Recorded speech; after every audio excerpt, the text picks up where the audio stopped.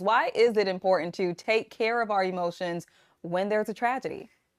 Emotions are the language of the soul. So for me, caring for our emotions is soul work, and we desperately need that in our world. It's important to not to try to hurry up and fix, because then we often end up stuffing our emotions.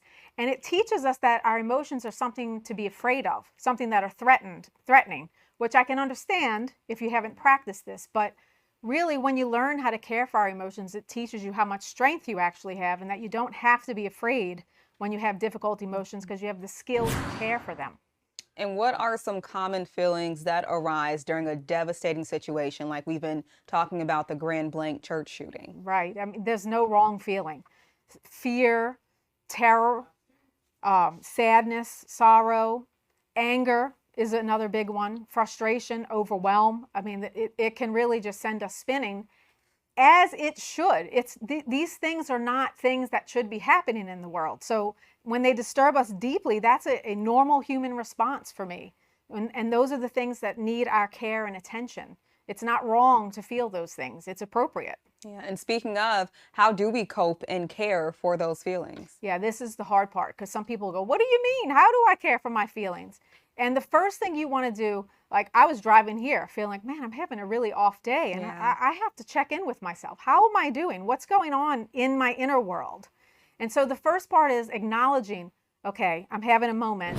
I'm feeling sad or frustrated or whatever that might be. And acknowledging that this is sadness, this is hard, or this is anger, whatever that is. So that's number one.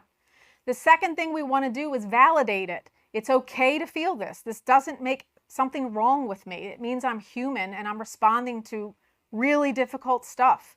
I'm not the only one who feels this. A lot of times people think, oh, it's just me, I have to fix it.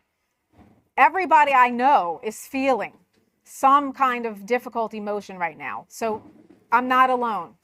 And then the third part is to offer support rather than trying to hurry up and fix, saying my feelings deserve airtime, if you will. They deserve my care and attention as much as anything else deserves my attention. They're important.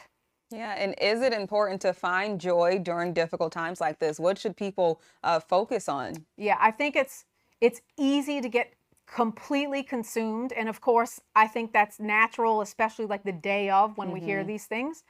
But we also want to find some way that we can carry both joy and sadness or anger or whatever it is. So limiting the time that I take in all of this information, especially social media, can really pull you into a hole.